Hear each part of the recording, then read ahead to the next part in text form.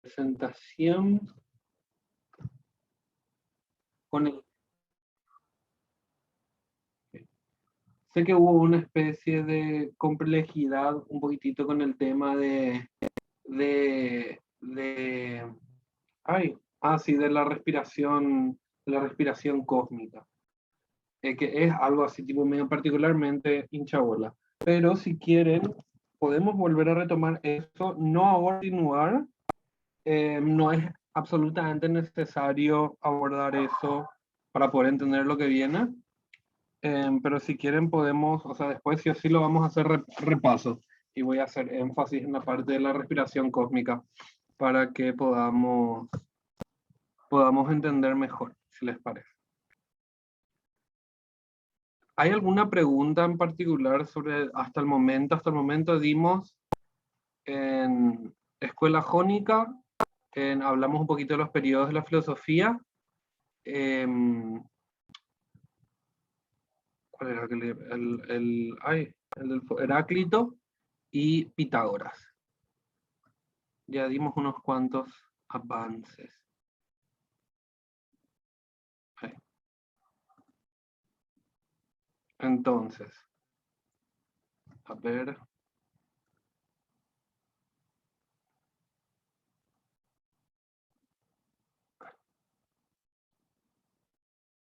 Ahí está. Bueno. ¿Están viendo bien la pantalla? ¿Se le ve Sí, bien? profe. Sí, profe. Sí, profe. Nosotros llegamos hasta esto la clase pasada. Y ahora vamos a empezar con esto, con la escuela eleata. ¿Se acuerdan más o menos? O sea, tipo, para hacer un poquito un mini repaso de lo que fue la última clase. A ver, vamos a... Ustedes digan que haga sorteo de nuevo, a ver quién le cae y le va a hacer preguntas. No preguntas, una pregunta. A ver. ¿Cuáles eran los... preguntas re fáciles igual, ¿eh? O sea, tipo, tendrán que agradecerme que no les hincho tanto. Por ejemplo, ¿cuáles son los filósofos de la escuela jónica? ¿Alguien me puede contestar eso o hago un sorteo a ver quién me sale?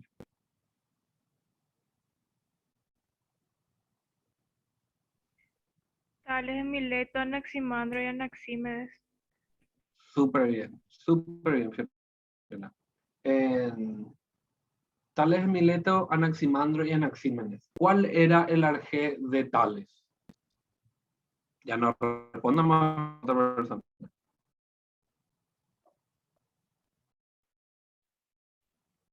El agua. El agua, súper bien, mira. Después el de Anaximandro. Apeirón. El apeirón. La Peirón, exactamente. ¿Y el de Anaxímenes? El aire. El aire. Aire. Entonces después a plantear el monismo dinámico. Chan, chan, chan. ¿Puedes repetir la pregunta, profe? Sí. ¿Cuál es el filósofo que plantea el monismo dinámico? El representante del monismo dinámico. Heradito. Heráclito, perdón, profe, perdón. Heráclito, Exactamente. perdón. Exactamente, Heráclito. Súper bien. ¿Y cuál era el arjé de Heráclito? Fuego. Exactamente. ¿Y alguien me puede hablar un poquito de qué era el monismo dinámico? Que viene siendo una realidad que fluye, sería que era uno solo nada más. Y creo que era que dimos de ejemplo sobre el río. Y tipo, es algo que no, nunca vuelve a ser igual. Exactamente.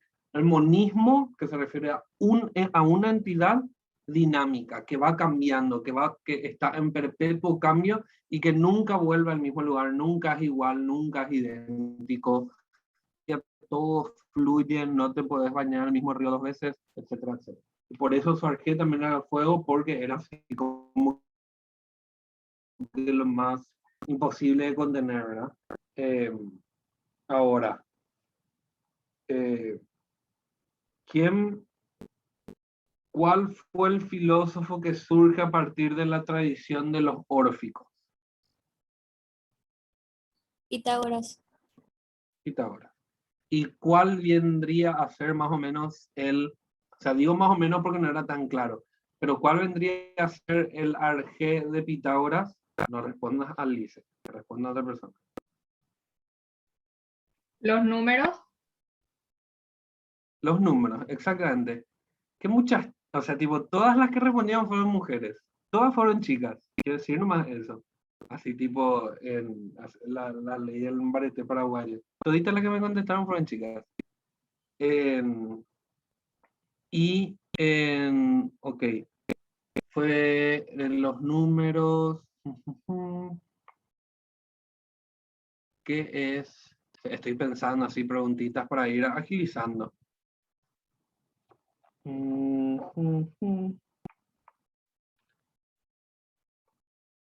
¿Alguien se acuerda de qué era la transmigración?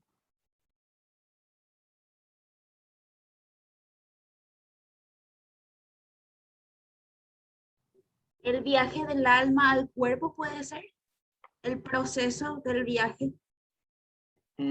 Falta algo.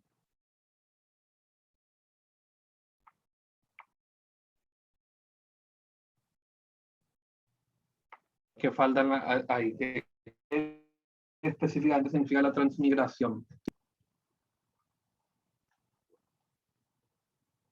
Un chico pico no me va a contestar en ningún momento. Profe, ¿será que puedes hablar un poquito más fuerte porque no se te escucha? Sí, perdón. No te escucho bien, profe. No se me escucha bien. Sí, No, pero que yo te como que escucho bien. despacio. Ah, ok. A ver si lo puedo. Bueno. Bueno, nada. Ok. La transmigración. ¿Qué más o menos entendíamos por transmigración? ¿Quién me puede contestar esto? Es cuando el alma se muda a otro cuerpo o algo así, ¿verdad? Exactamente. Es lo que nosotros más entendemos la, eh, por la reencarnación. O sea, lo entendemos más o menos así. No es necesariamente igual. Estamos hablando de dos periodos donde se entendían las cosas de una manera muy distinta. Pero solamente para poder hacer un paralelismo que nos ayude a entender de qué está hablando, de qué hablaba Pitágoras cuando hablaba de la transmigración. Se refería a que nuestra alma, si es que estando en vida no pagaba el pecado original, no pagaba lo suficiente sus pecados, necesariamente reencarnaba en otro ser para seguir pagando, esa culpa, la culpa originaria, el pecado original. ¿Y cómo pagaban los pitagóricos la culpa? ¿Se acuerdan? Practicando matemáticas. Estudian la Exactamente. matemática. Exactamente, matemática y filosofía. Los pitagóricos creían que una de las formas para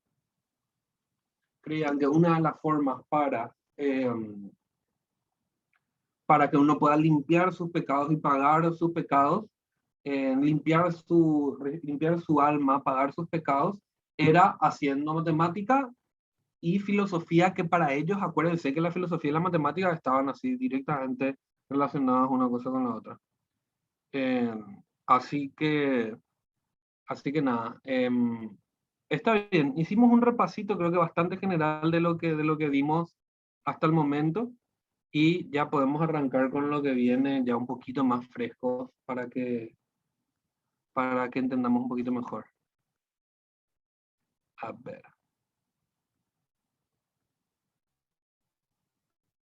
Porque, y está bueno que hayamos hecho ese repasito, porque ahora vamos a entrar en un viaje considerablemente insoportable. No es que insoportable, sino que Parmenides en particular, tiene la particularidad justamente de que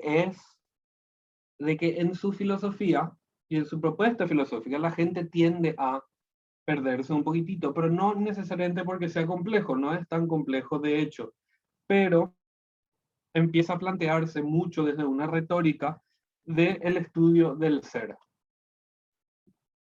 Y eso generalmente genera como que muchos conflictos a la hora de un planteamiento un poquitito más dinámico, ¿verdad?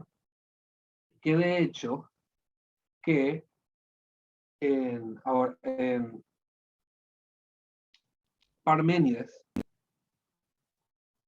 es quien se le opone, o sea, se le opone en términos filosóficos, discusión filosófica, ¿verdad? Se le opone a Heráclito con la cuestión con la cuestión del monismo. Parménides lo que plantea el, el monismo estático, ¿sí? Entonces nosotros tenemos por un lado el monismo dinámico y el monismo estático. Alguien, ya dijimos esto, pero por si acaso, ¿qué era el monismo dinámico? Alguien que me diga. La realidad de una cosa que va cambiando. Exactamente. Y si el monismo dinámico es una realidad que va cambiando, ¿qué es el monismo estático? Una realidad que no cambia. Exactamente, exactamente. Para la línea de la escuela eleática, o eleata, se le puede decir de las dos formas, eh, la propuesta parmenidea era que la realidad es una sola y que nunca cambia, se mantiene siempre estática. En un rato creo que alguien está tocando la puerta de mi casa.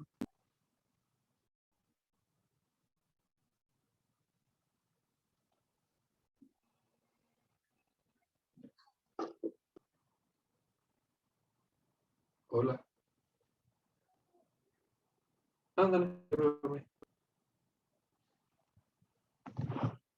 Olis, me bancan, podemos dar ahora tipo el primer recredito mientras voy a agarrar algo que me traen de delivery y, y después volvemos y empezamos a hablar bien de la escuela beática. 5 minutitos, ¿sí?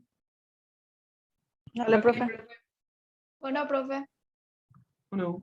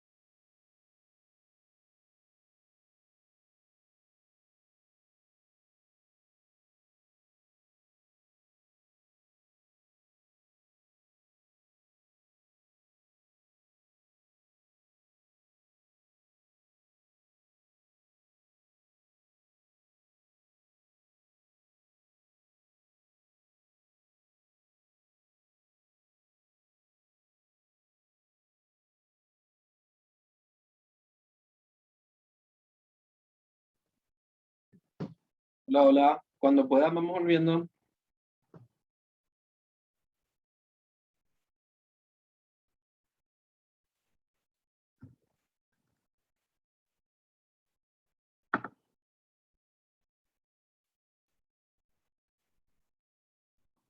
¿Entienden que lo que pedí por delivery fue un vapeador? ¿De qué sirve estudiar tanta filosofía si uno termina rindiéndose ante la necesidad de vapeadores? Es muy rico igual. Es mejor que el cigarrillo, eso es definitivamente. Consuelo.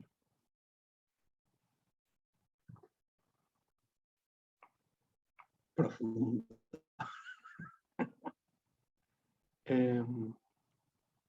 Bueno.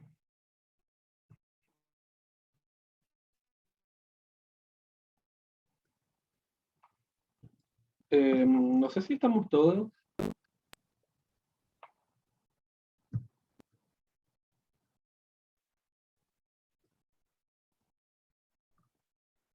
Después, en algún momento, quiero tener una conversación que puede llegar a ser polémica, pero me gustaría conversar un poquito y me parece que no hay mejor lugar que la clase de filosofía para hablar de esto, que tiene que ver un poquito. Lo que pasa es que estoy acompañando diferentes grupos de lectura y esa cuestión. Y hay un grupo de lectura, por ejemplo, de un libro que se llama Después de lo trans, que tiene mucho que ver con filosofía de la comunidad trans.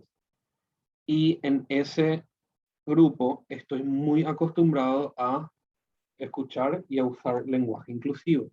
Y algunas veces me sale el lenguaje inclusivo.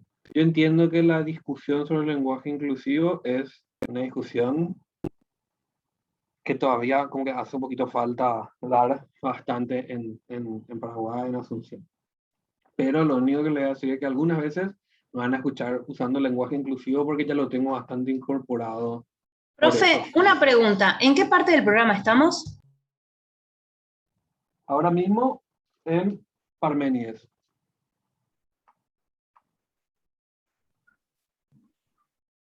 Ahí está, no se está reproduciendo. Sí, pero no lo escucho en tu discurso. No sé por dónde vamos. Sí, hasta no está aquí. Nos estaba comentando una cosa. Sí. Bueno, en fin, para volver al curso, vamos a hablar un poquito entonces de Parménides. Ok, entonces, ¿cuál era la distancia entre el monismo estático y el monismo dinámico? El monismo estático lo dijo súper bien una compañera.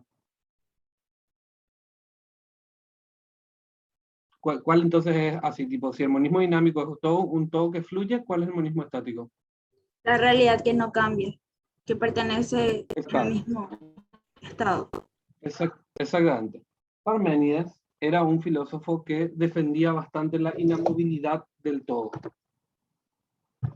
Entonces vamos a leer un poquitito y después explico, ¿sí? Hay un proyecto filosófico fundamental, Parménides, 515-440. Tienen todo el cuadernillo, ¿verdad? Acá, yo de esto lo nomás leo.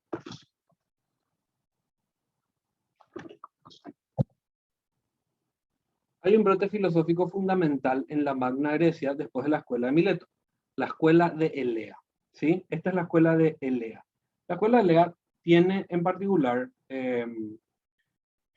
nosotros le vamos a dar a dos filósofos específicos, ¿sí? En realidad hay más, solamente que son dos los que le vamos a dar en este cursillo. Son Parménides, que es fundamental en la historia de la filosofía, y también les vamos a hablar un poco sobre Zenón, que son las paradojas de Zenón. Hay más, hay otros filósofos, pero nosotros no le damos en este cursillo. Uno es Meliso, por ejemplo. Eso les comento como para que si en algún lugar leen que son muchos y que sí es cierto, hay como que unas otras personalidades propias de esta escuela. En realidad nosotros solamente le vamos a dar a dos, a Parmenides y a Zenón.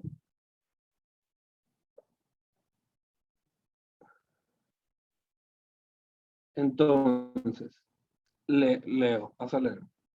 Hay un brote filosófico fundamental en la Magna Grecia después de la escuela de Mileto, la escuela de Elea, que tiene su centro en Parménides y sus continuadores principales en Zenón y Meliso. Ahí está justamente Meliso que les comenté. Con ellos, la filosofía adquiere un nivel y grado de profundidad que antes no tenía, y el influjo de Parménides es decisivo en toda la historia de la filosofía griega, y por lo tanto en su totalidad hasta hoy. Parménides es el filósofo más importante de todos los presocráticos. Significa en la historia de la filosofía un momento de capital importancia, la aparición de la metafísica. Con Parménides, la filosofía adquiere su verdadera jerarquía y se constituye en forma rigurosa. Hasta entonces, la especulación griega había sido cosmológica, física, con un propósito y método filosófico. Pero es Parménides quien descubre el tema propio de la filosofía y el método con el cual se puede abordar. Con Parménides, la filosofía llega a ser metafísica y ontológica. ¿Alguien acá sabe un poquito qué es la metafísica? ¿Quiere más o Sería menos cómo aventurarse? transciende el hombre. Mm, no es tan acotada esa respuesta. ¿Alguna otra persona que se aventure?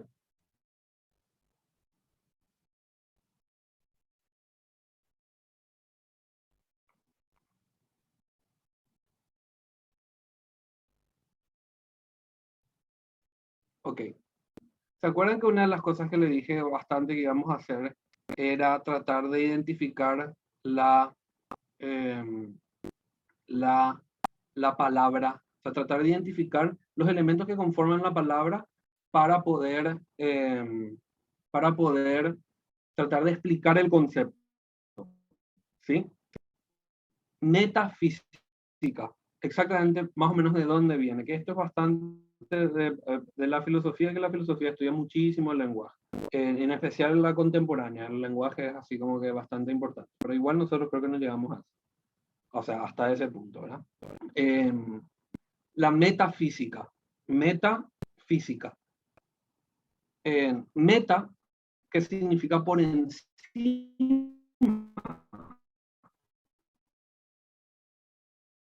por arriba, pero no necesariamente en una cuestión así, sino que trasciende, que ahí es donde se complementa un poquito con lo que dijo la compañera. Significa que está por encima, que va más allá de lo físico, ¿sí? Entonces, más allá de lo hablo, ¿sí? ¿Se acuerdan que nosotros habíamos hablado mucho que los filósofos de la naturaleza planteaban que gran parte de la filosofía se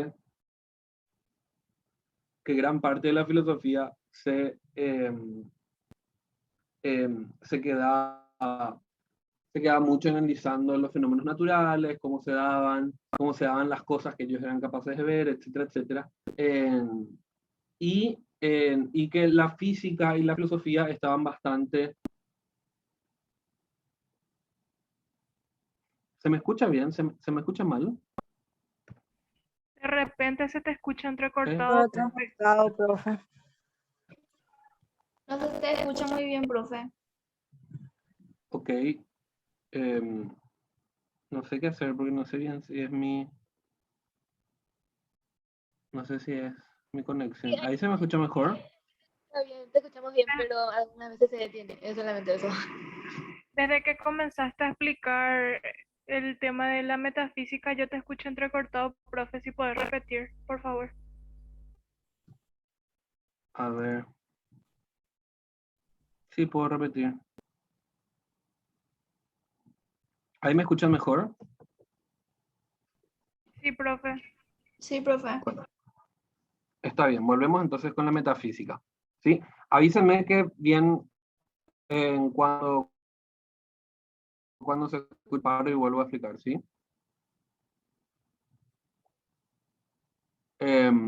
Ok. La metafísica. Desde la filosofía, en líneas generales, siempre se estudia mucho los diferentes componentes que forman una palabra, y en especial a partir de la historicidad de esa palabra, o sea, con la intención de identificar los diferentes elementos que componen un concepto, ¿sí? Metafísica es una palabra que tiene sus raíces de la parte de la meta y lo físico, ¿no? La compañera, creo que fue Fiorella, había comentado eh, sobre, sobre que cuando pregunté qué era la metafísica, habló sobre la filosofía que trasciende un poco al ser humano. Algo así creo que había dicho, si no me equivoco. Y que eso no está del todo desacertado, pero podría ser un poquito más específico. La metafísica es en gran medida en la rama de la filosofía que estudia aquello que está por encima de lo físico, ¿sí? Por eso metafísico, ¿sí? El antónimo vendría a ser infra. Infra vendría a ser lo que por debajo, ¿sí? Entonces tenemos metafísico. Metafísica es la rama de la filosofía que estudia lo que va más allá de lo físico. Y esta es una de las propuestas principales de la corriente eleata, ¿sí? ¿Se escucha bien? Ahora Sí. sí, profe.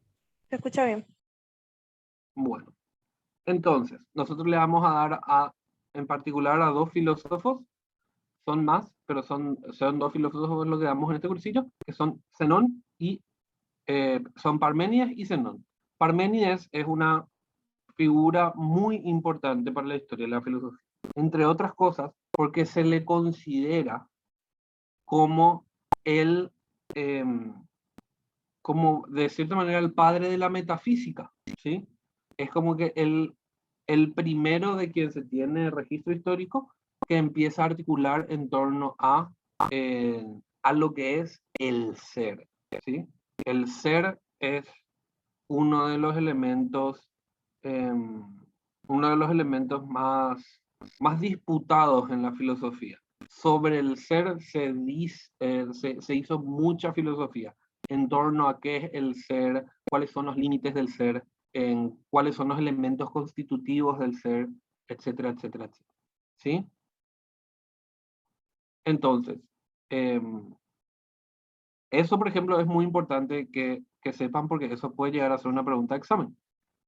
¿Quién fue el primer filósofo que habla de la metafísica? ¿Quién es el padre de la metafísica? La respuesta es Parménides, ¿sí? O puede ser también en qué escuela se desarrolla en el estudio de la metafísica, y también la respuesta, y ahí la respuesta es la escuela de Lea, ¿sí? ¿Queda claro esto? Sí, profe. Sí, profe. ¿Hay alguna pregunta? Por mi parte, no. Ok, continúo. Con Parménides, la filosofía adquiere su verdadera jerarquía y se constituye en forma rigurosa. Hasta entonces, la especulación griega había sido cosmológica, física, con un propósito y método filosófico. Pero es Parménides quien descubre el tema propio de la filosofía y el método con el cual se puede abordar. Con Parménides, la filosofía llega a ser metafísica y ontología, ¿sí? Ontología es una rama de la filosofía, pero que se considera dentro del paraguas de la metafísica, ¿sí? Dentro de la metafísica está la ontología. La ontología, y esto es muy importante y probablemente en todos los encuentros le voy a estar preguntando, hay algunas palabras así que siempre es importante tratar de tener fresco en la cabeza, que es que es la ontología. La ontología es la rama de la filosofía que estudia el ser, que tiene como centro de estudio el ser en su elemento trascendente, por así decirlo. no necesariamente el sujeto, sino el ser. ¿Qué implica ser? ¿Cuáles son los elementos constitutivos del ser? ¿Cómo se delimita el ser? O sea, para poder ser, ¿qué es lo que uno tiene que tener? ¿Cuáles son las características que uno tiene que contar para poder decir que es? No importa Profe, qué. Vida, vida, esencia.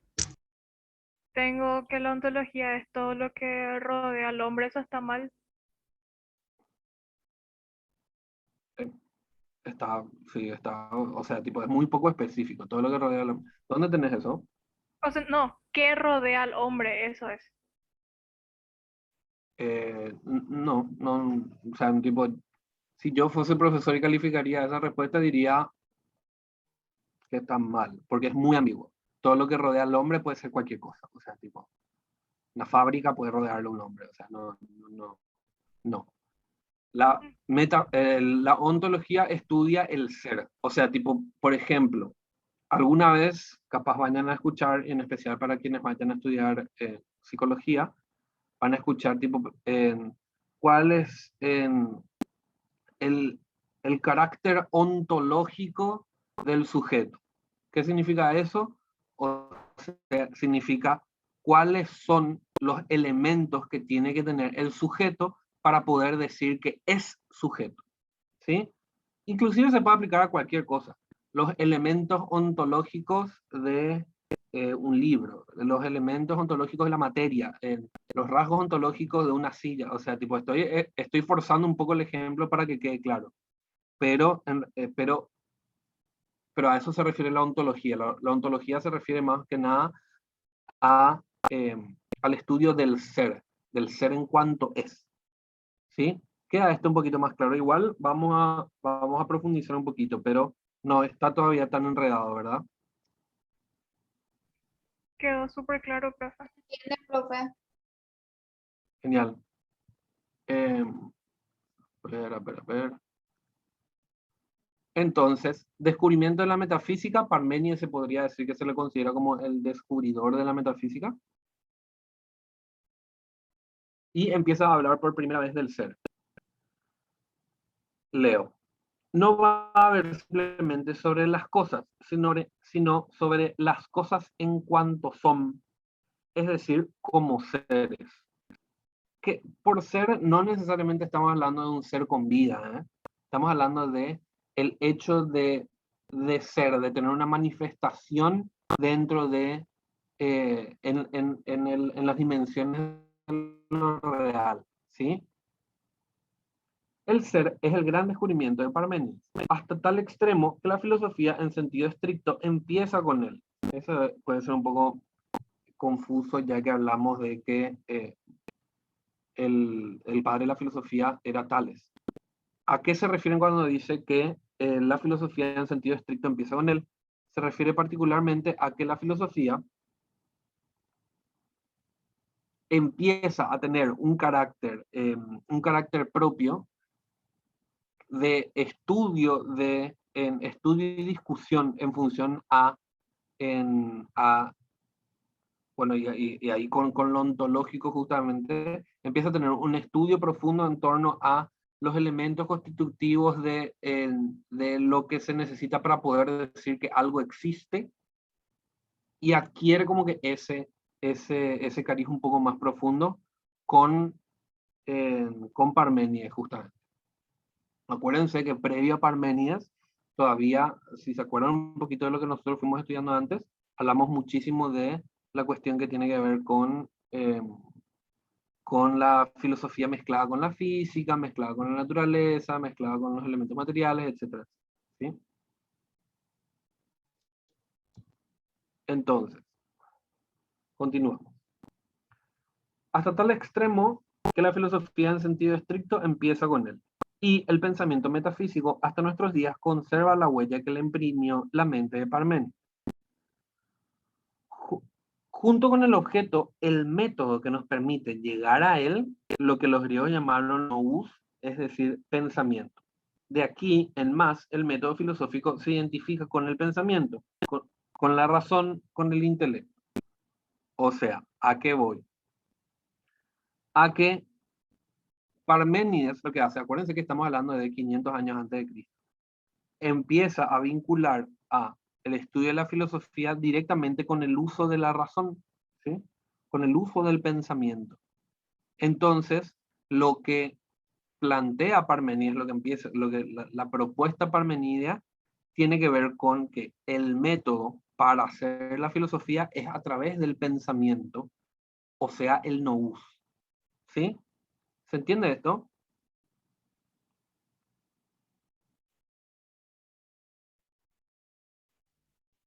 Sí, profe. Ok. Entonces, tenemos después la cuestión de las tres vías. ¿Sí? Voy a leer un poquito de esto. Va a parecer un poco confuso, pero voy a leer un poquitito y después lo hablamos. ¿Sí? ¿Se escucha bien? Sí, profe, se escucha bien. Sí, profe. Ok. La cuestión de las tres vías. Se conservan considerables fragmentos de un poema de Parménides que se conoce con el título tradicional Sobre la naturaleza.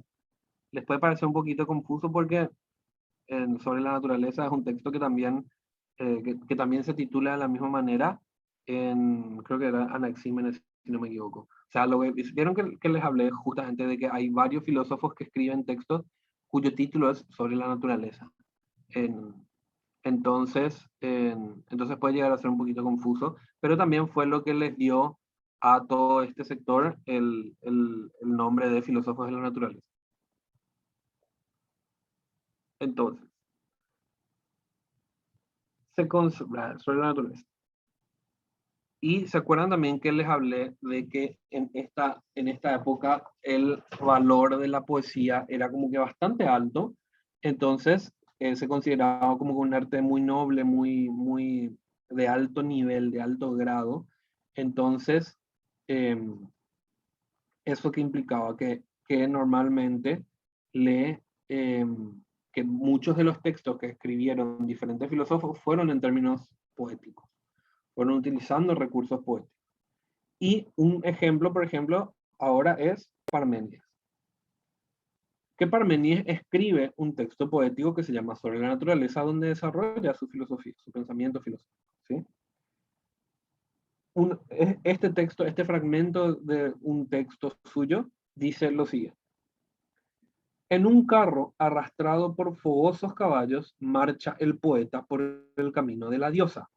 En la primera parte del poema, habla la diosa de dos vías. La primera vía es la vía de la verdad, la vía del que es y es imposible que no sea. La segunda es la vía imposible, es la vía del que no es y que resulta imposible que sea. Esta vía es impracticable, pues la que no es no puede conocer ni expresar, es decir, de la nada, nada podemos decir. En la segunda parte del poema habla de la tercera vía, la vía de la opinión de los mortales. Es la vía del que es y no es. Son la interpretación del movimiento, de la variación, no desde el punto de vista del nous, pensamiento, ni del ser, sino de la sensación y de las cosas. Es la vía de los sentidos de la doxa. ¿Sí? A ver, ¿se ve bien ahí en esta hojita? Sí, profe. Ok. Acá lo que vemos es que es lo siguiente, es medio confuso porque habla de las tres vías, pero más o menos solamente vemos dos. Pero en realidad, en esos dos caminos se presentan tres posibilidades, ¿sí? En este momento de la filosofía, y vamos a ver que a lo largo de la historia de lo que vamos a ir nombrándolo, ya empieza como que en gran medida,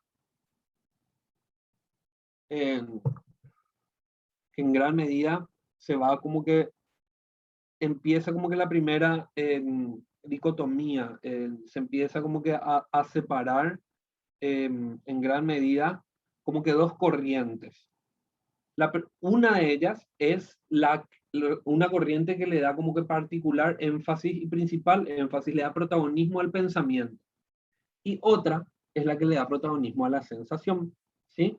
Una cosa es lo que razonamos, otra cosa es lo que sentimos, ¿sí?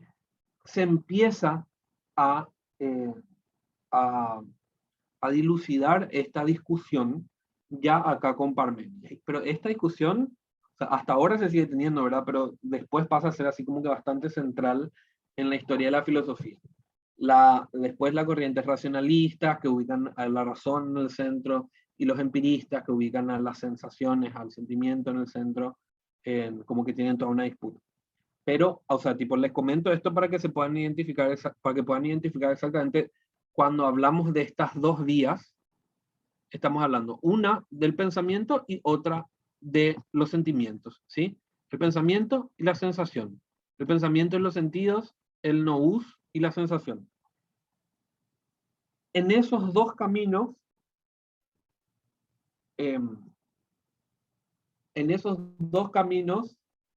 hay de cierta manera, y esto es acá es donde empieza a ser medio relativamente confuso. En esos dos caminos hay tres opciones, ¿sí?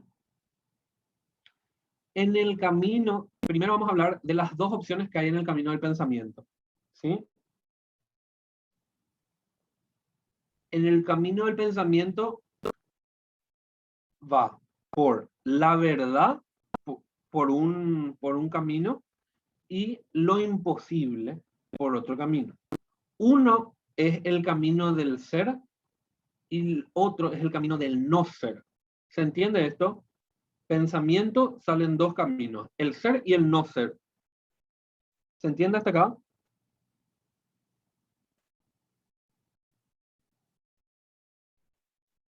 ¿Quieren que vuelva a explicar? Sí, profe, porfa. Ok, miren.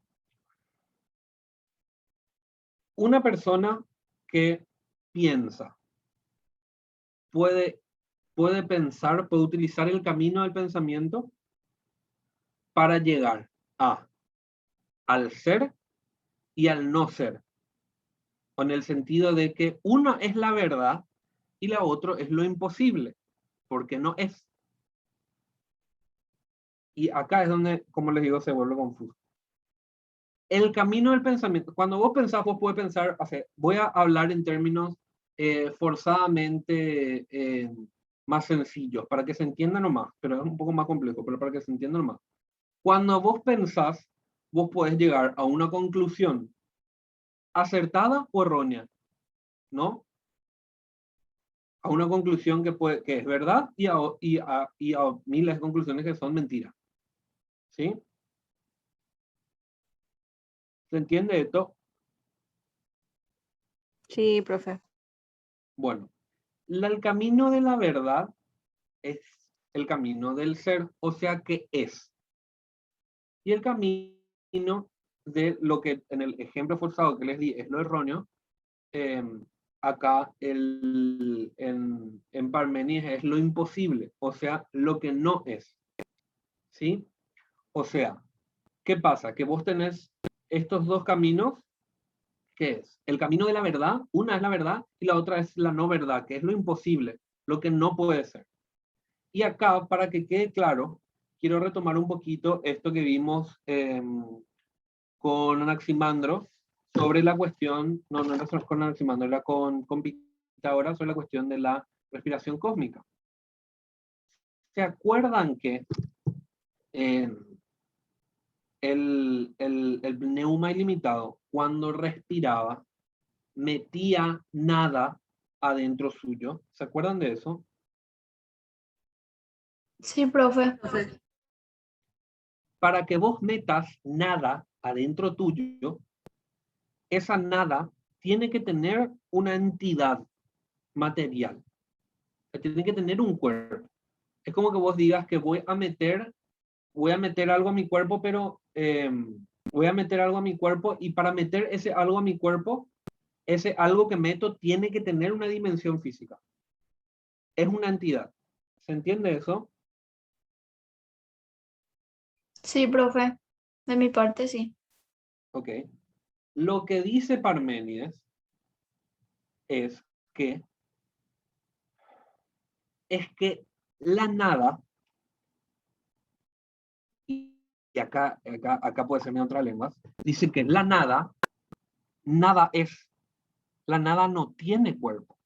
Entonces si vos decís estoy metiendo nada en mi cuerpo, en realidad estás cayendo en un error, estás cayendo en una falacia, porque si estás metiendo nada, la nada no tiene cuerpo, la nada no tiene una entidad, es un no ser.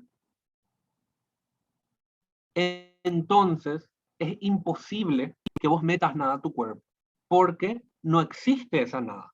La nada no tiene cuerpo, no tiene entidad. ¿Se entiende esto? Sí, profe. O sea, en la línea pitagórica, la nada tenía una entidad, tenía un cuerpo. Para Parménides, la nada no tiene cuerpo. ¿Sí?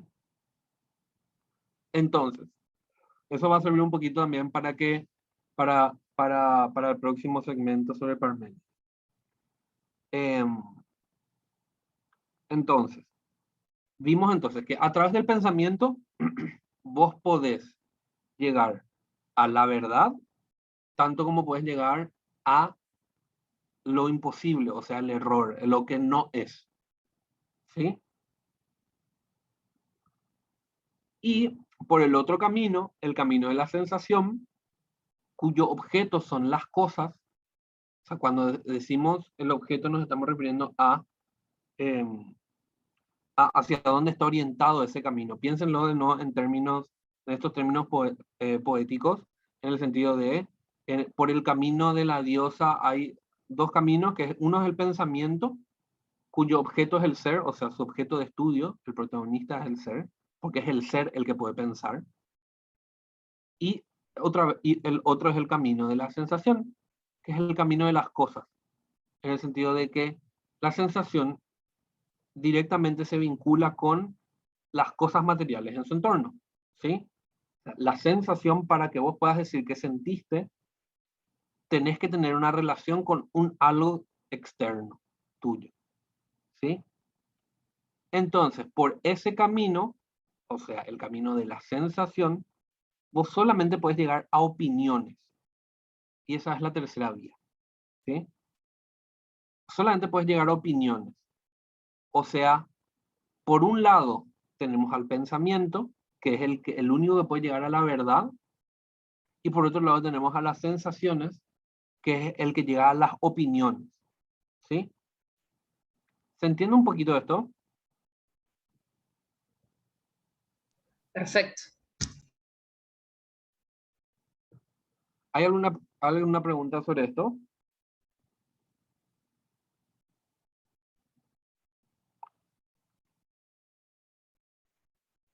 Ok, continúo. Entonces, ¿por qué les digo también esto? Porque hay porque ahí abajo, en el libro que estamos, en el cuadernillo, dice lo siguiente. Como se fijarán, estrictamente son solo dos las vías, la de la verdad y la de la opinión. ¿Por qué se refiere que son solamente dos las vías? Porque alguien me puede decir por qué entonces son solamente dos las vías.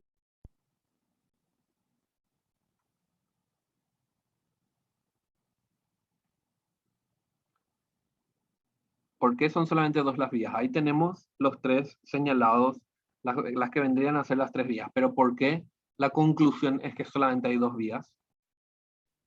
Porque lo que no es y lo que resulta imposible que sea, no cuenta. Exactamente. Lo que no es, lo imposible, no es una vía.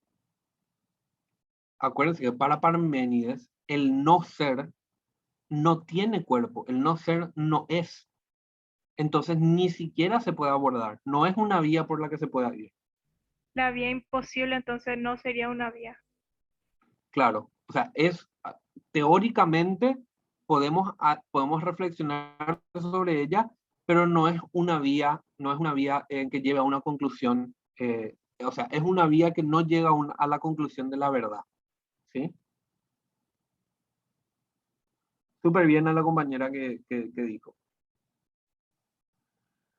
Entonces, a la vía de la opinión, continúo leyendo, A la vida de la opinión que corresponde al mundo nuestro, donde todo cambia, donde las cosas son y dejan de ser como productos del movimiento, se la denomina también la vía del absurdo. Porque es un absurdo afirmar que el ser es y no es. De este modo, Parménides fue el primero que dividió la realidad en dos mundos, el mundo del intelecto y el mundo de los sentidos. ¿Sí? El no movimiento y los sentidos.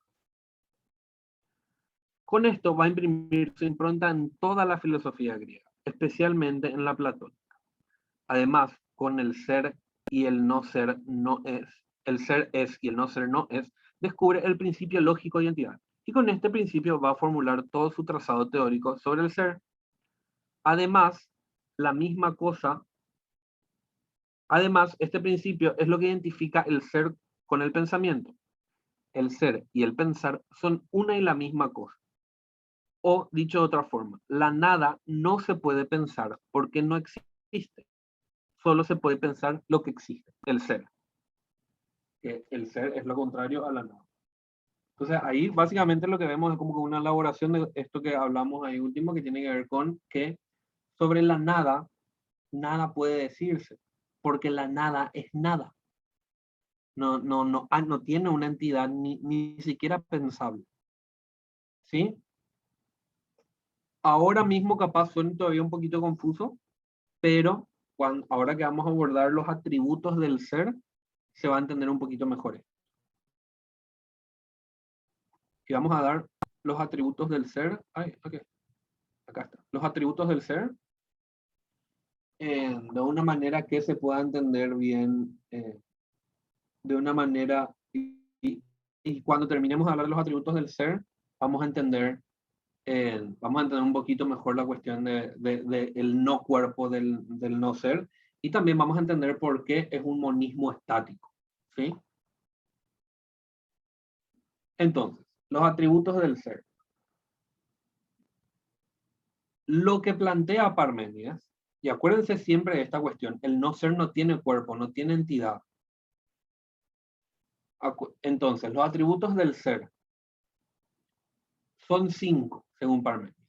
Único, inmutable, inmóvil, eterno e ilimitado. ¿Sí?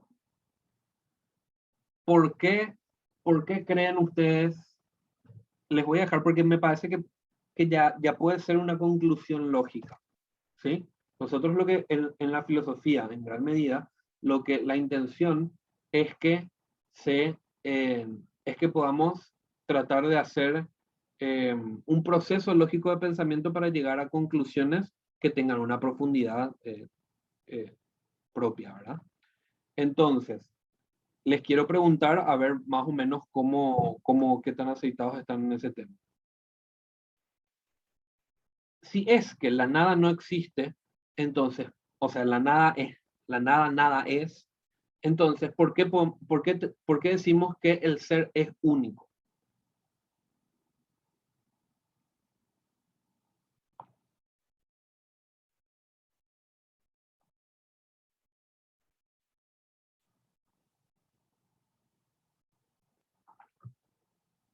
Voy a prender la pizarrita.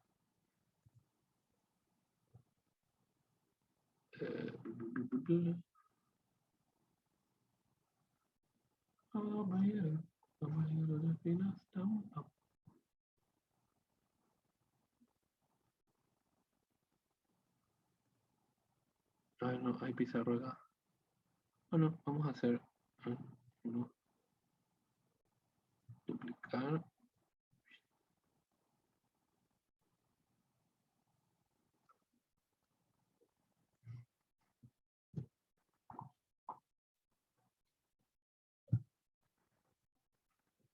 Ok, a ver. ¿Alguien se anima? ¿Por qué el ser es único?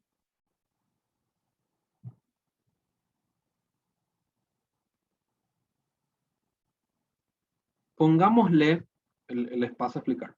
Pongámosle, ay, se borró. Pongámosle que esto que está acá es el ser, ¿sí? No quiere que se borre. Pongámosle que, ay,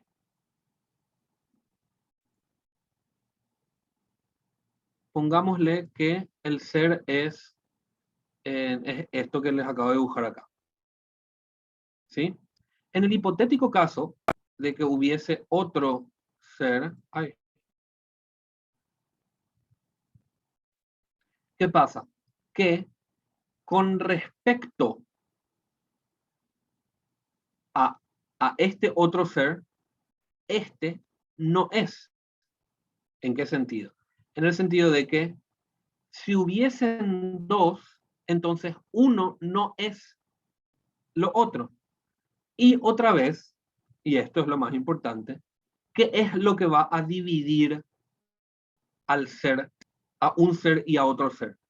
Como la nada, nada es y no tiene cuerpo, nada puede dividir a un ser de otro ser. Por eso es único. ¿Se entiende la racionalidad lógica de esto?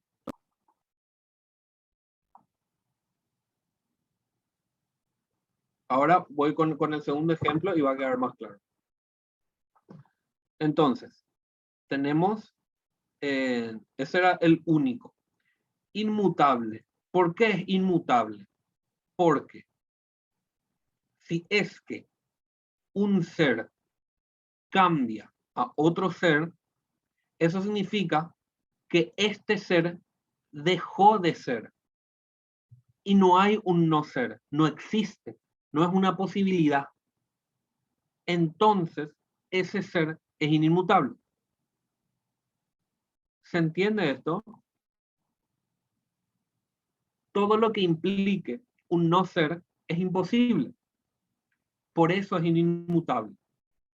Porque para que un ser pase del punto A al punto B, eso significa que el punto A dejó de ser. Y eso no puede ser. ¿Se entiende?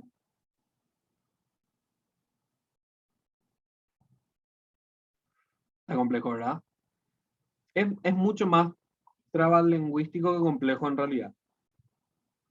Le voy a pasar a aplicar el tercer, porque todos básicamente tienen la misma lógica, el mismo principio, para que se entienda.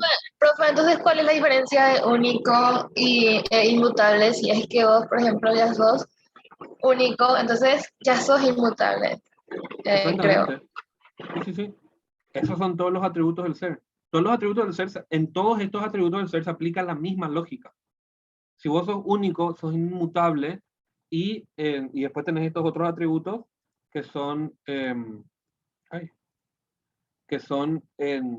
inmóvil, eterno e ilimitado. ¿Por qué es Profe, inmóvil? Aplicando la misma lógica. ¿Por qué inmóvil? Entiendo. profe, entonces sería que el ser es, no es replicable, vamos a decirle. No se puede copiar, tipo es lo único, es irreemplazable, algo así, más o menos. A lo que se refiere a que, ¿por qué monismo? Porque este es el monismo estático. Porque a lo que se refiere Parménides es que todo cuanto existe en el mundo material es un solo ser. No es que existe el vaso, existe el libro, existe la silla, existe Nicolás, existe Zoom, existe bla, y que son todos elementos distanciados o separados. Porque para que exista una separación, tiene que haber un no ser en el medio. Y eso no puede ser. ¿Se entiende? Creo que sí, profe, ahora creo que entendí. Bueno, pasamos entonces a los siguientes ejemplos y va a quedar más claro. Todos estos son los atributos del ser. O sea, tipo, todos se complementan y todos básicamente tienen la misma lógica. No, es que, o sea, todos entran dentro del mismo paraguas. ¿Sí?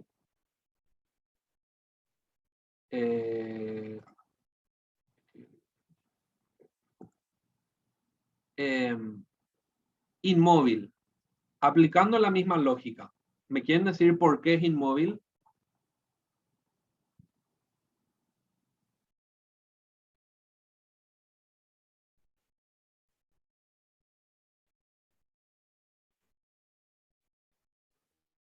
Acá no entra lo de transmigración un poquito, digámosles, porque el inmóvil, un ser no se puede mover a otro ser, por ejemplo. Inmóvil, o sea, Pero acordate que para Parménides no existen dos seres. Existe uno. El ser es único. Sí, exacto, y por eso es inmóvil. Claro, en realidad pasa un poquito más por acá. El ser, voy a borrar esto. Acá tenemos un ser y tenemos otro ser. Ponerle que este es A y este es B, ¿verdad? Si es que se moviese el A al punto B, entonces el ser dejaría de estar acá y acá habría no ser. Y eso no puede ser. ¿Se entiende? Si es que yo moviese, si es que este ser se moviese, dejaría de estar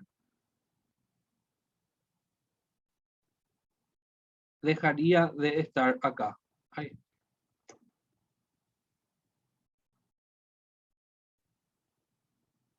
¿Verdad? Si es que esto se moviese. Y si es que esto se mueve, si es que el ser se mueve, entonces pasa a haber no ser en el lugar donde estaba. Por ende, es imposible. Porque no puede no ser. ¿Se entiende?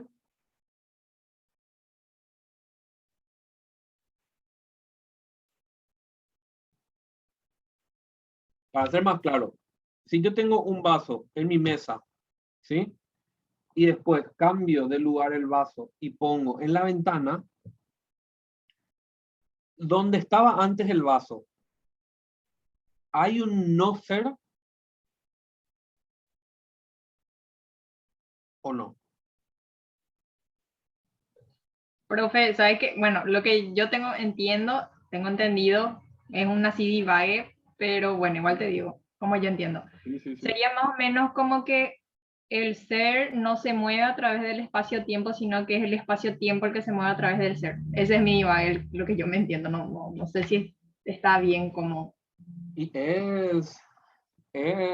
o sea, tipo, lo que vos estás planteando es un nivel así, tipo, en otro nivel de entender esto. O sea, a lo que voy es que el ser no se puede mover porque es único, porque solamente existe un ser, que es la totalidad de las cosas. ¿Sí? Porque es único, porque es inmutable, porque no puede cambiar, porque para cambiar implicaría que hubo un no ser. ¿Se entiende? Entonces, por eso tampoco se puede mover. No se puede mover porque si es que se moviese, implicaría que en el lugar de antes hay un no ser y no puede ser eso. ¿Se entiende esto? Más o menos, profe. Ok, voy con el siguiente atributo para que se entienda, para seguir profundizando. Okay.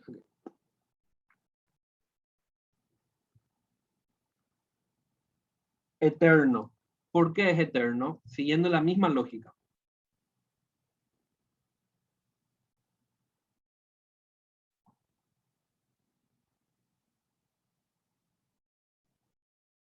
¿Por qué es eterno?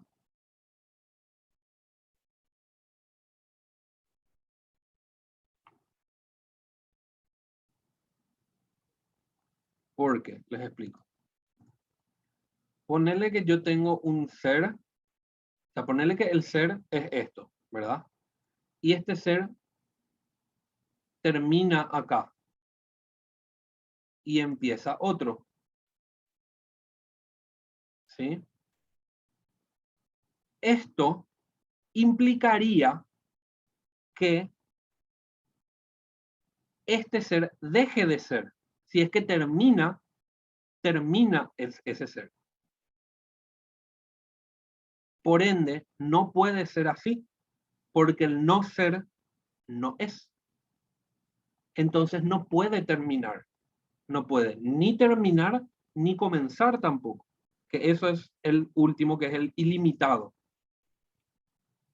¿Ilimitado por qué? no puede tener un límite, porque en el hipotético caso de que tenga un límite, ponerle que tenemos que esto es el ser, ¿verdad? En el hipotético caso de que tenga un límite, significaría que antes y después hay un no ser. Y eso no puede ser. Por eso es ilimitado. ¿Queda un poquito más claro? Todos estos atributos, los 5 atributos, tienen la misma lógica. En el sentido de que plantean estos 5 atributos en el sentido de que a través de lo que no puede ser. En el sentido de que es único porque en el hipotético caso de que hubiesen 2, eso implicaría que uno de ellos no es lo otro. Y eso no puede ser. Es inmutable porque si cambiase, si fuese mutable, dejaría de ser lo otro. Y eso no puede ser.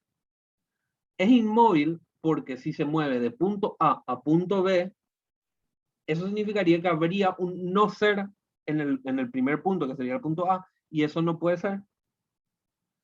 Es eterno porque en el hipotético caso de que muera y empiece otro, por así decirlo, no puede pasar eso porque implicaría que antes hubo un... eso implicaría que lo de antes ya dejó de ser, y eso no puede ser. Y ilimitado porque si uno, porque no puede terminar ni comenzar tampoco. No puede comenzar ni terminar tampoco, porque eso implicaría que por fuera, que antes de que empiece y después de que termine, eso implicaría que hay un no ser, y eso no puede ser. ¿Se entiende?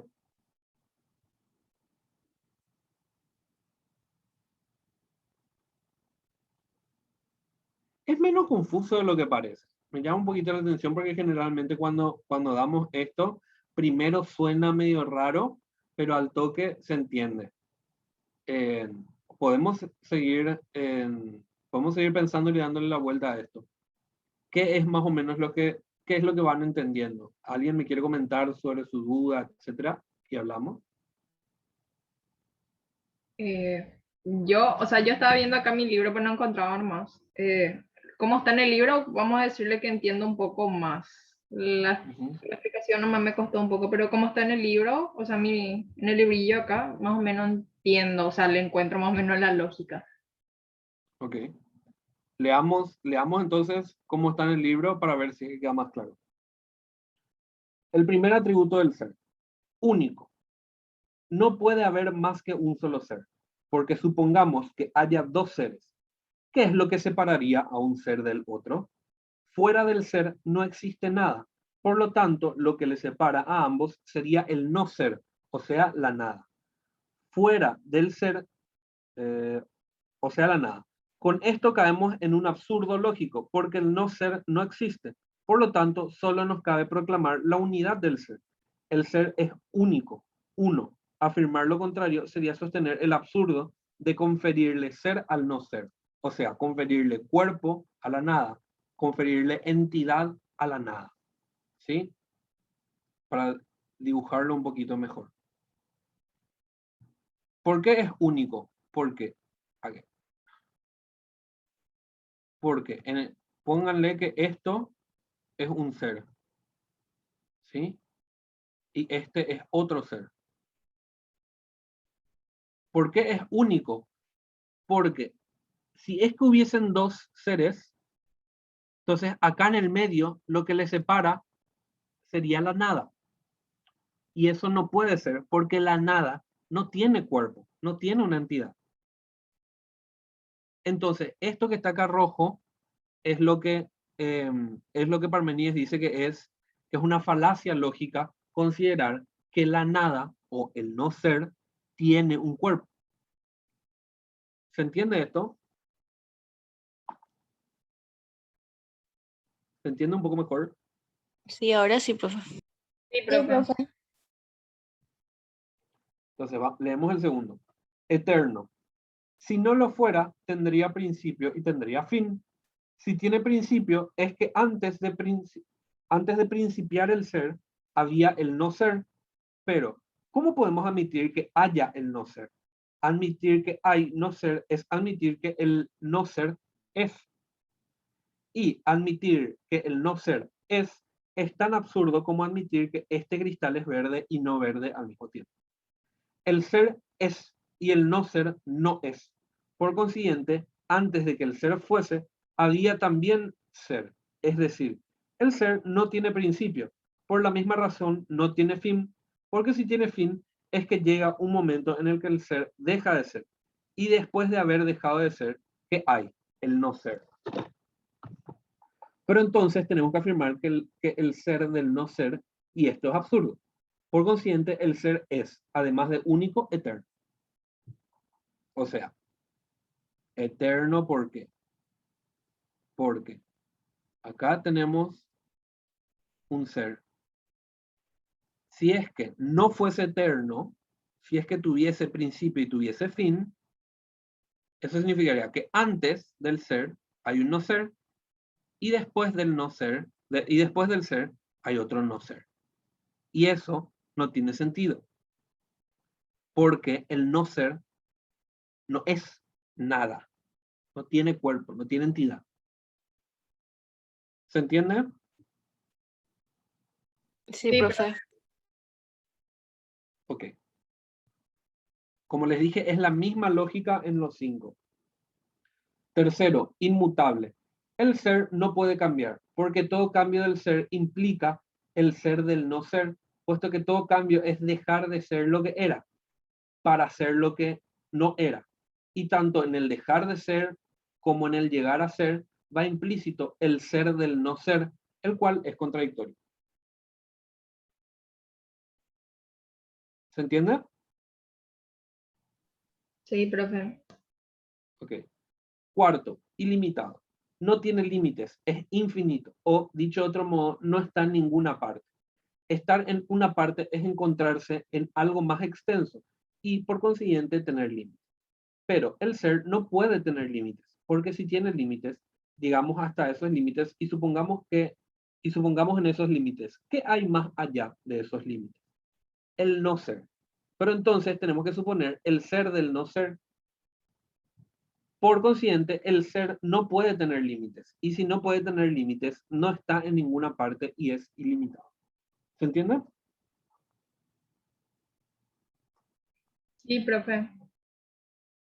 Y el último, quinto e inmóvil, el ser no puede moverse, porque moverse es dejar de estar en un lugar para estar en otro. Pero ¿cómo puede ser esto? Si el ser es ilimitado e inmutable, como acabamos de ver, ¿cómo puede predicarse del ser el estar en un lugar y no en otro? Estar en un lugar supone que el lugar en donde está es más amplio, más extenso que aquello que está en el lugar. Por consiguiente, el ser, que es lo más extenso, lo más amplio que hay, no puede estar en ningún lugar. Y si no puede estar en ningún lugar, no puede dejar de estar en un lugar. Ahora bien, el movimiento consiste en estar estando, en dejar de estar en un lugar para estar en otro lugar. Luego, el ser es inmóvil. Si resumimos todos estos predicados que Parmenides pone al ser, nos encontramos con que el ser es único, eterno, inmutable, ilimitado e inmóvil. Además, le podríamos agregar que es presente. El ser no puede dejar de ser o llegar a ser, porque estos son atributos del no ser, lo cual es imposible que sea. Estas son las características fundamentales del ser de Parmenides. ¿Queda un poco más claro? El no ser no tiene cuerpo, no tiene entidad, no tiene nada. No podés pensar en un no ser. ¿Se entiende? Sí, profe. Buenísimo.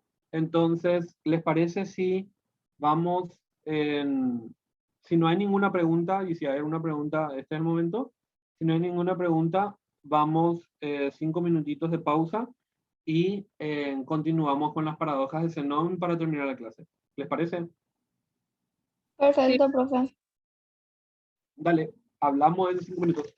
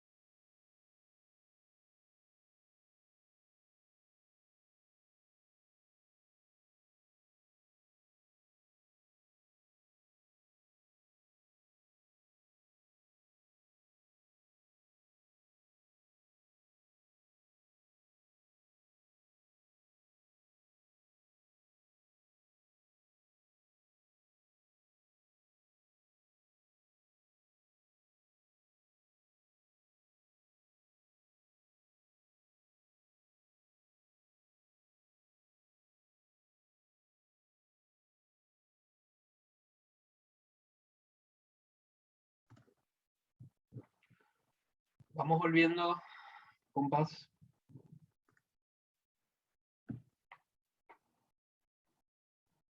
Hola. Vamos volviendo. Damos un minutito para que vuelvan todos del baño. Y le hacemos.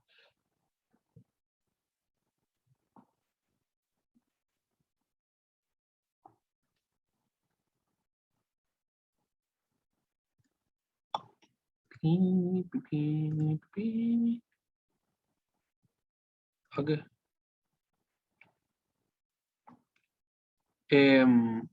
¿Quién es el anfitrión? Sergio, vos estás por ahí, vos sos el anfitrión. ¿Podrías darme la habilidad? ¿Me podrías habilitar para compartir pantalla?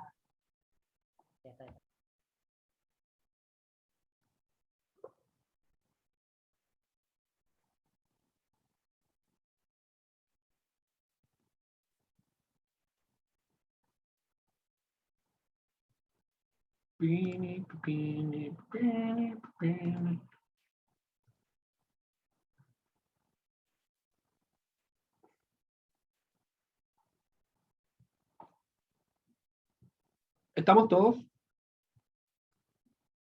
¿Están acá?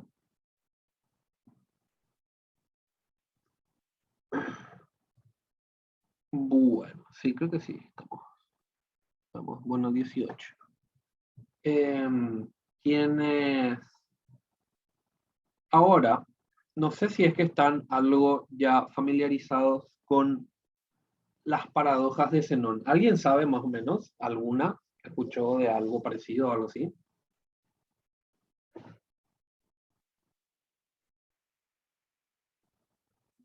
Yo no, profe. Ok. Bueno.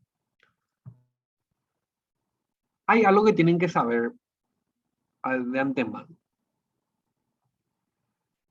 Estas propuestas filosóficas, y en particular las de la escuela de Lea, que hablan del ser y de la no existencia del movimiento, el hecho que se hayan planteado y el hecho que hoy las estemos estudiando y que la habla, no implica que necesariamente se esté de acuerdo, en el sentido a que hubo muchísima discusión en torno a esto que nosotros estamos viendo. Estamos hablando de 500 años antes de Cristo. Por supuesto que hubo muchísima discusión, muchísimo debate que pasó por el medio. Nosotros estudiamos esto principalmente por la razón de que necesitamos primero que nada, entender como que ciertos conceptos, pero más que nada ejercitar nuestra lógica de pensamiento para poder desarrollar una musculatura intelectual lo suficientemente sólida como para después poder tanto argumentar, contraargumentar, entender la forma en la que se da la realidad, etcétera, etcétera. ¿A qué voy? A que probablemente con Parménides lo ya pasó y con Zenón seguro que va a volver a pasar. Hay algunas cosas que ustedes le dicen, bueno, pero es un poco forzado, esto no tiene tanto sentido. O sea, independientemente a que, bueno, entre Parménides y Zenón hay como una diferencia importante. Pero a lo que voy nomás es que no crean que esto no se discutió en la filosofía, no se refutó, no se debatió, no es que hay gente que se lo sigue reivindicando, etcétera, etcétera. O sea, no se queden con esto como si fuese una especie de verdad absoluta, porque no lo es. Porque hubo muchísima discusión.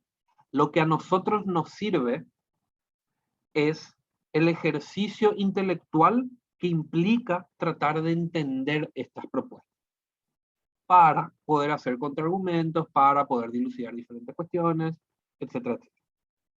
A lo que voy nomás es que no se confundan con creer que esto es una especie de verdad absoluta e irrefutable y que se le está estudiando porque esto que dice él es verdad y punto final. Nada en la filosofía tiene ese carácter de verdad absoluta. ¿Sí?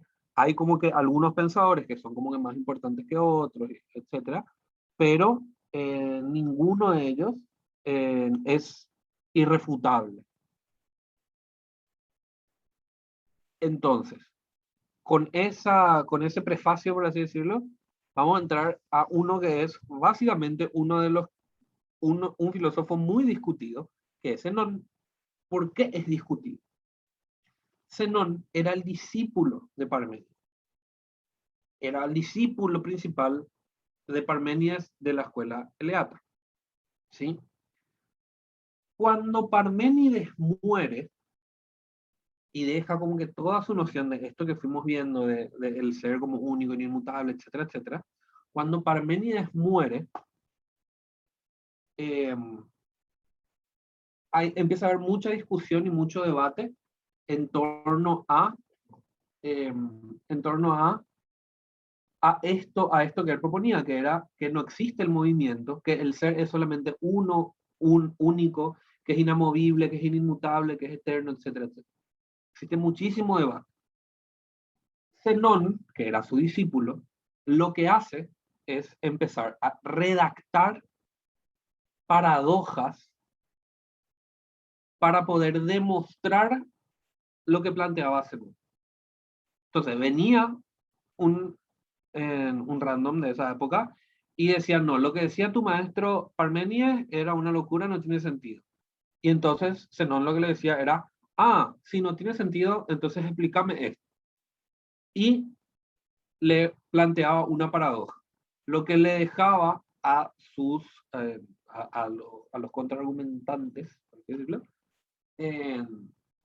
tipo en una situación así de no poder explicar y no poder más que darle la razón. Entonces, básicamente lo que vamos a ver ahora son dos de estas paradojas que planteaba Zenón. Tiene varias paradojas, algo así tipo 32 por ahí. Sin embargo, estas paradojas que vamos a ver ahora son como las dos más importantes. Son las de Aquiles y la tortuga y la paradoja de la flecha. ¿Sí? Para eso, ahora yo quiero compartirles un videito donde explica un poco cada una de ellas y después vamos a hablar de cada una. Es un video corto de 3 minutos, creo.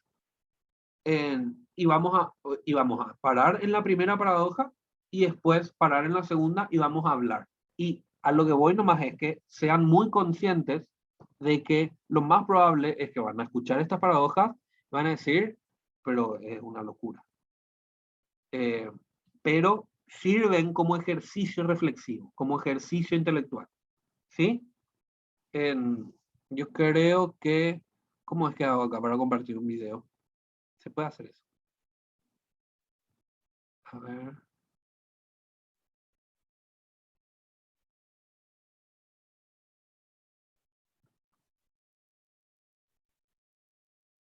No. A ver, compartir sonido. Ahí está.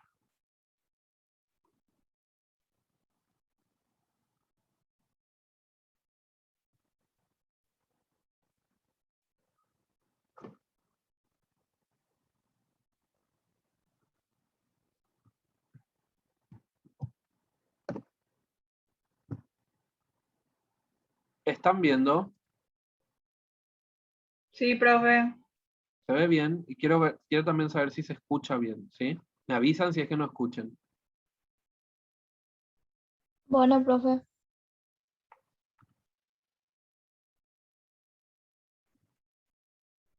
Zenón fue discípulo de Parménides y miembro de la escuela de Elea. Su principal aportación consistió en desarrollar una especie de método de reducción al absurdo para probar las teorías de su maestro. La reducción al absurdo consiste en intentar demostrar lo que se quiere refutar para llegar a una contradicción. El resultado de esto fueron las famosas aporías de Zenón. Sus argumentos se centraron en el problema del movimiento y la multiplicidad. Aquí veremos dos de estos que abordan el tema del movimiento: el de Aquiles y la tortuga y el de la flecha. En el primer argumento se nos presenta una situación. Aquiles, el más veloz de los griegos, va a hacer una carrera con uno de los animales más lentos, la tortuga. Para ser magnánimo, el atleta decide darle unos metros de ventaja a la tortuga, que se sitúa más adelante. La carrera empieza y pasa que, cuando Aquiles llega al punto donde ha empezado la tortuga, ésta también ha conseguido otra pequeña ventaja. Y aunque Aquiles llegue a este otro punto, la tortuga habrá conseguido otra pequeña ventaja. De hecho, cada vez que Aquiles supere la ventaja anterior, la tortuga habrá conseguido otra ventaja, por pequeña que sea, que el atleta tendrá que superar. La conclusión lógica de este argumento nos hace llegar a una situación absurda. Tortuga. El Bueno, argumento de la flecha se... esa es la paradoja de Aquiles y la tortuga. Ay, ¿dónde están? No les veo.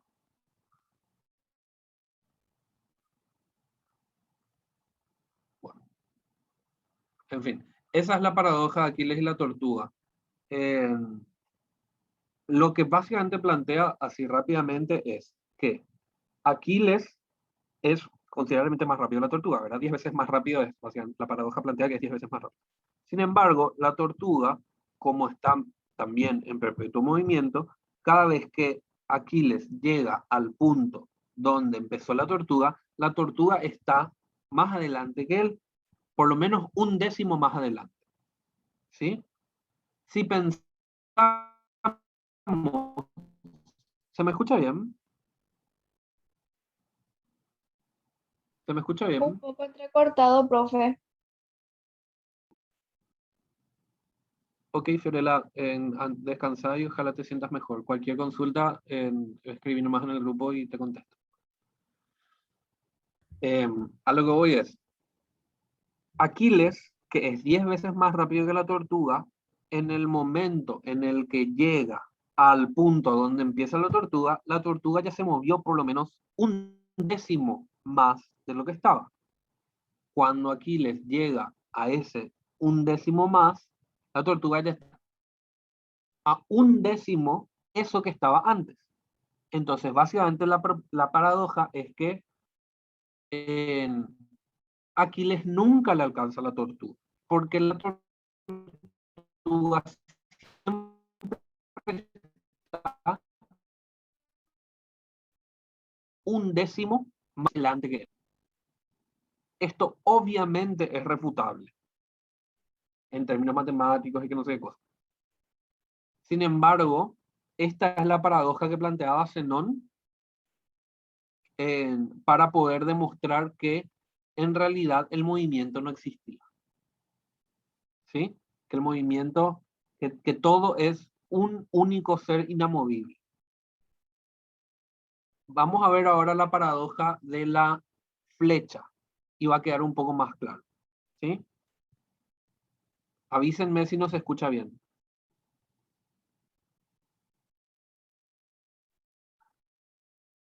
Se basa en la premisa que un objeto en reposo o un objeto en flecha se basa... El argumento de la flecha se basa en la premisa que un objeto en reposo ocupa un espacio idéntico a sí mismo. Imaginémonos que alguien tira una flecha y tratemos de visualizar su trayectoria. En cada instante, la flecha tendrá una posición determinada y ocupará un espacio idéntico a sus dimensiones. Pero esto significa que en cada instante la flecha, en realidad, se encuentra en reposo. Y la suma de instantes en reposo no puede crear el movimiento. Es contradictorio afirmar que el reposo genera el movimiento. La conclusión lógica de todo esto es que cuando intentamos explicar el movimiento, entramos en contradicción.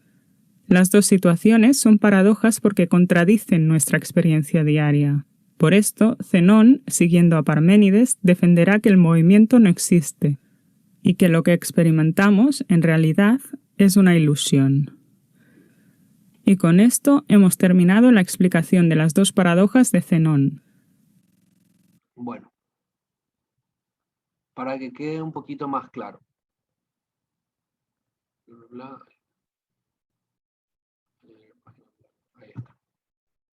¿Se me escucha bien? Sí, profe. Bueno, le tenemos entonces acá a un person. A un person que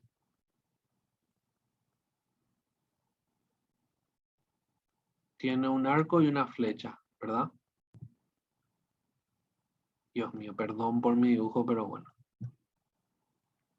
Y dispara, ¿no? Prepárense, o sea, tipo, piensen un poquito esto en una lógica, les voy a agregar un condimento que les va a hacer entender un poquito más. Pónganle que ustedes le sacan foto a un tipo disparando la flecha, ¿sí? ¿Vieron así cuando le sacan ráfagas de foto?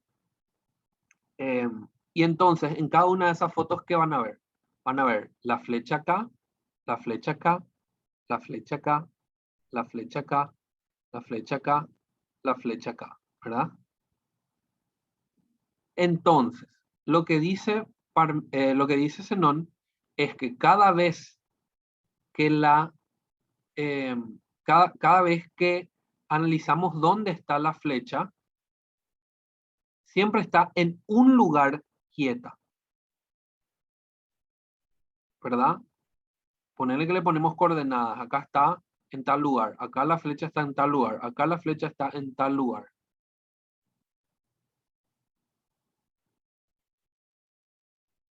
¿Verdad?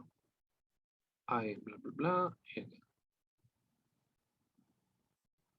Lo que plantea Zenón es cómo es posible que el movimiento sea el resultado de la suma de quietudes. No puede ser, no tiene sentido.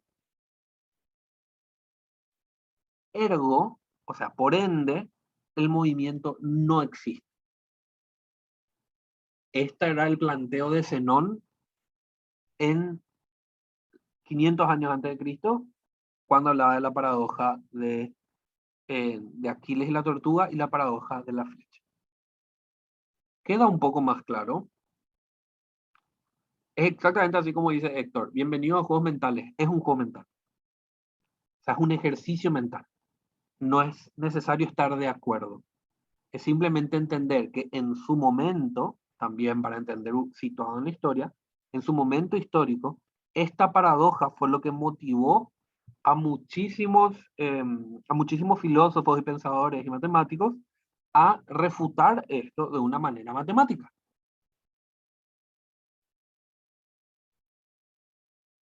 ¿Queda un poco más claro?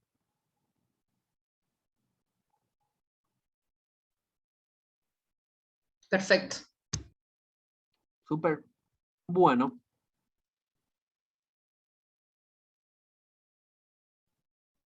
Y con eso terminamos las paradojas de Zenón, y el próximo ya es el periodo antropológico de la filosofía. Nos vemos entonces en la próxima clase, si les parece. ¿Hay alguna pregunta? De mi parte no, profe. De mi parte tampoco, profe. Genial. Entonces, saben que estoy disponible. Cualquier cosa pregunten en el grupo, tienen mi número, cualquier cosa me consultan y vamos avanzando con el temario. Nos vemos entonces el próximo miércoles. Suerte. Dale, profe, muchas Dale, gracias. profe. Profe, chao, chao. Gracias. Chao, profe.